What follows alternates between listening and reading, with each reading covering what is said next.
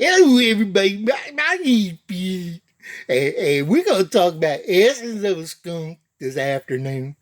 You see, a skunk uses his odor to protect himself, but only after trying other ways to warn off an enemy. You see, when threatened, the skunk first turns away from its potential attacker. It arches its back and it raises its tail, and it stomps its feet. The thing is, those actions don't work. The skunk projects an amber-colored liquid with that familiar skunk smell. You see, and the effective range of this weapon is about 12 feet. But the skunk can hit a target, usually the face of the enemy, at 9 feet. Yeah, ouch. You probably hold your nose when you smell a skunk. But you know, there's one scientist, he says at least as many as 50% of us cannot smell it at all. I ain't one of those 50%.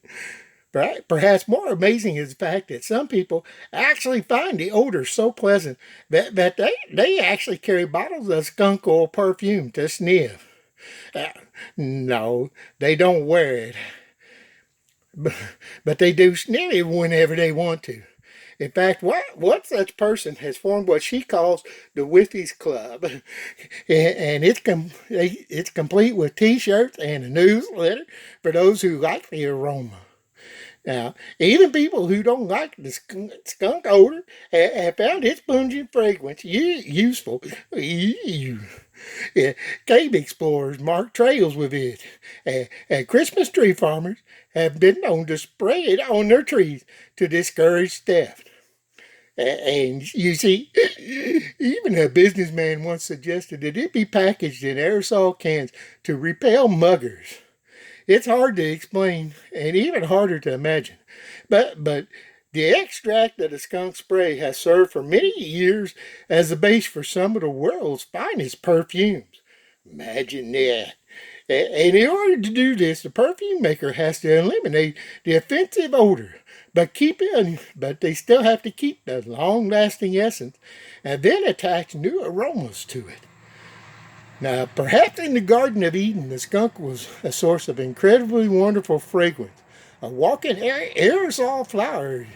Can you imagine a beautiful black and white animal strolling up to Adam and Eve to be petted and then expressing its appreciation by providing the most wonderful aroma known in all of Eden?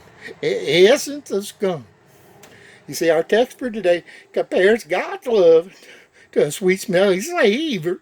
That love has filled the whole universe with the essence that cannot be explained.